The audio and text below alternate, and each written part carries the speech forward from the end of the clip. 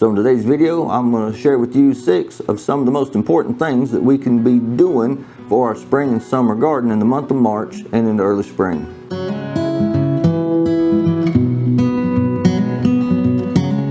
Hello backyard vegetable gardeners, welcome to the Backyard Vegetable Gardening channel. Today is Saturday, March the 15th, 2025. I sure hope you're having a great day. You know, around here, guys, the weather's just been absolutely wonderful. We've had temperatures into the low 80s on a few days, steadily in the 70s, and today in the mid 60s. But you know what? It's still not that time for me to be out there getting my warm weather stuff planted. We still have plenty of nights where the temperature drops down well below the frost point, some nights even into the mid to low 20s. But it's not just that air temperature that we're worried about, it's that soil temperature. A lot of these warm season plants, they just don't do well if that soil temperature is not at least 65 degrees. You know, you might think that you can transplant those good healthy transplants out there, but they might not live. And if they do, they're probably not going to do well at all. And if you start trying to direct sow those seeds with that soil temperature being as low as it is, those seeds probably won't even germinate. But thankfully, there's still plenty of things we can be doing to get our spring and summer gardens ready. So in today's video, I'm going to share with you 6 of some of the most important things that we can be doing for our spring and summer garden in the month of March and in the early spring. And the first thing that we'll talk about that we can do for our spring and summer garden in the month of March and in the early spring is direct sowing some seeds for those cool weather crops. You know, we might not can sow any seed for those warm weather crops, but the weather's just right for those cool season plants. Today, the plan was for me to get outside and sow some carrots and plant some peas and hopefully transplant some onions, but the weather just ain't going to permit that, don't think. We've got a little bit of rain. It's not too awful bad, but I do believe if it keeps it up, I'm not going to be able to get those carrots planted. Might be able to get my peas, might be able to get some onions, maybe, but still, you know, that was the plan. And if you live in an area like where I live and your ground's not froze hard as a brick and you can actually walk out there without sinking up, might be a good idea to get some of those things planted. And there's a lot that you can be planting. You know, the brassicas are the first thing that come to my mind, and there are a lot of plants in that brassica family. You can think of broccoli and cabbage and cauliflower and bok choy, things like that, kale. You can actually plant you some beets and some spinach, all those things that do really, really well. But even though I could direct so many of those out in the garden, there's still some of those that I prefer to start indoors. And the reason for that is it's just a whole lot simpler for me to do it. Plus, I get a few weeks ahead of the game. You know, we started our broccoli about the 3rd or 4th week of February, so it's right here behind me and it's doing really well. Here's some of it right now, and as you can see, if I was to direct sow that, I would be 3 or 4 weeks behind the game, but because we started indoors, we're going to be a few weeks ahead. And where I live, that's a good thing because we try to grow 2 seasons of broccoli every year. But unfortunately, growing it in the spring can be a challenge because it gets so warm here so soon. About the 2nd, 3rd week of May, we really start to get warm. And once you get into June, boy, you can about forget it. Your broccoli's going to bolt. So we try to do those things indoors. And that'll move us into the second thing that we can be doing, and that's starting seeds indoors. You know, I really was hoping to get some of my warm season crops started here this week. And one of the reasons we want to get those warm season crops started with enough time to develop into healthy transplants is to give us a jump start on the season. First, let me say this. All these plants here, these 3 trays, 1, 2, 3, this broccoli, this lettuce, and this celery, they were all started the same day on February the 21st. And as you can see, the plants have a different growing habit. Now, this celery is itty bitty, and it took several weeks for it to germinate. I think it took 2 weeks to germinate, and now I've got plenty of little celery plants that I'll eventually have to thin out this week or next. This lettuce and this broccoli. Now, What you might not know about this is that lettuce grows pretty good. Honestly, in about 40 days, this stuff, from today, 30 or 40 days, this plant will be at peak maturity. This broccoli, on the other hand, though, it is a slow grower. But now it's at the stage where if I start feeding it, these plants are really going to take off. And we're starting to feed it a little bit. I got to noticing on some of this lettuce, this is kind of a sidebar here, folks.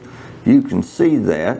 I don't know how good that's going to show up on the camera, but some of those leaves ain't as green as they should be, and that's just because we've been giving them light doses of fertilizer. We're going to start stepping that up probably tomorrow or Monday, depending on when this soil dries out. Might even get to do it tonight, I don't know. But for the same reason that we started these indoors, that gave me a jump start on this early spring garden, you want to do your warm season plants just the same. I don't recommend that you start things like peas and green beans indoors. That just don't make no sense. I'm not saying you can't do it. We've done it a time or two. There wasn't really a benefit to it. Those plants grow so fast.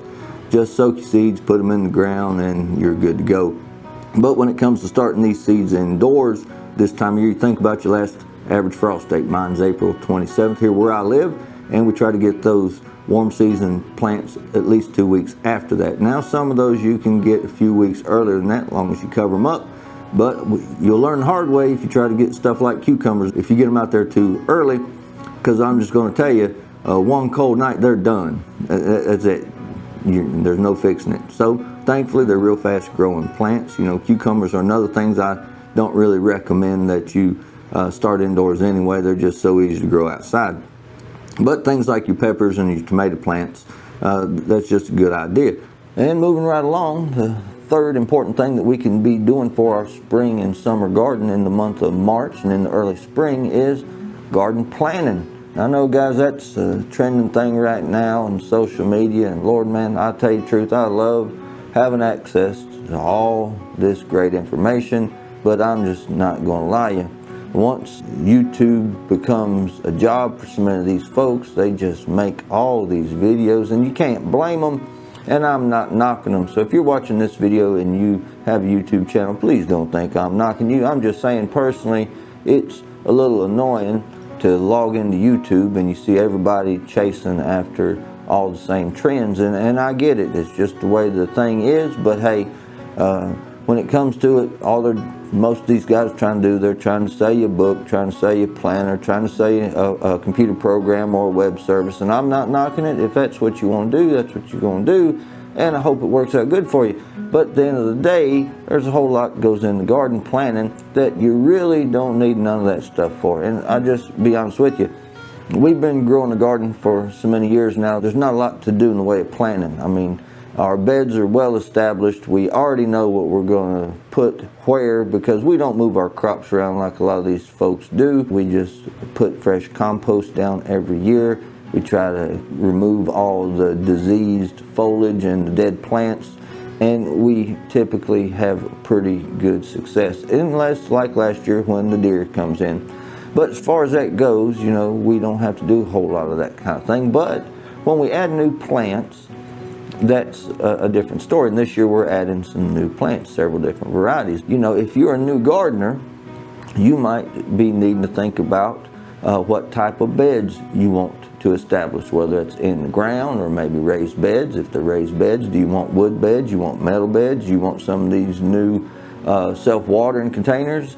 So there's a lot that can go into it. But you got to also think about what type of plants you want to grow, and where you're going to grow them, how many you're going to grow, how you're going to feed them, how you're going to water them, how you're going to cover them if it gets cold, how you're going to cover them if it gets hot, lots and lots of things. And you shouldn't let that overwhelm you. You just do a little at a time, do the best you know how to do, and after a few years, you develop a long-term strategy. It goes from a plan to a strategy. There's an old saying, failing to plan is planning to fail. And if you really are serious about growing your own food or just having a little successful garden in your backyard, you really do need to think about this thing up front and do it for a few years and you won't have to worry so much about it. But if you're starting out, lots of things to consider, and this is a fine time of year, especially if you're up north, and it's going to be several more weeks before you can even think about getting out in your garden.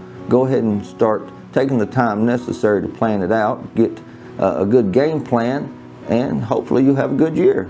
And where there's planning, there's always preparation. Guys, the fourth thing that we can do that's important for our spring and summer garden in the month of March and early spring is doing that preparatory work. You know, getting out there, making repairs on your beds, or maybe building your beds, amending your soil, adding some compost, adding some peat moss, something like that. You might even be doing a little weeding. All those kinds of things are very important this time of year. You know, me and my son was out there this week doing some of those very things. We was out there, we uncovered the garlic. We have to cover it up, not before the weather or anything like that, but the squirrels, they just tend to dig up those little cloves when we first plant it and just causes a mess. So we covered it up this year with a little bit of frost fabric. Got out there and gave it the first water and put the mulch back on it where the wind had got up under the cover and blew away. Just no big deal. Some of the beds started removing some of the dead foliage, especially in the strawberry beds. Did a lot of that.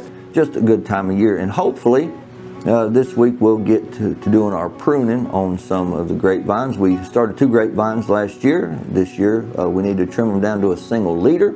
We already went out there the first part of the winter and pruned up some of the blueberry bushes. So if you haven't done that already, you're running out of time, especially the closer you get to that warm weather. You need to really try to do your pruning before those plants wake up. It just tends to do them better. If you haven't already started making preparations for your garden and your soil's thawed and it's not a muddy mess, now's the perfect time to get out there and do that kind of stuff so you ain't so bogged down trying to get everything done when the season does get here.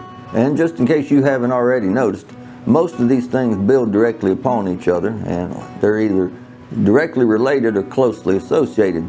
And the fifth important thing that we can be doing for our spring and summer garden in the month of March and in the early spring is probably one of my boys' favorite things in the world, and that's doing maintenance on tools and equipment. You know, I don't know where you stand with your skills and all that stuff, but some of this stuff's pretty easy. Stuff like sharpening your tools, or maybe knocking the surface rust off of your tools, or maybe just inspecting the handles and that kind of thing, or putting air in your tires, or depending on how inclined you are, you can change your oil, change your spark plug, change pulleys, change belts. But I know a lot of people rely on the dealership and service centers for that sort of thing, and if you're one of those folks, you need to be aware that you need to get that done now, because you might find out the hard way that those folks are backlogged. You know, sometimes we can take something somewhere and we expect to be in and out in 15 minutes, or best make an appointment and drop it off in the morning before work and pick it up on your way home or the next morning or something like that. But it don't always work like that. In fact, it's fairly common that these folks are backlogged a week or two, or maybe as much as a month.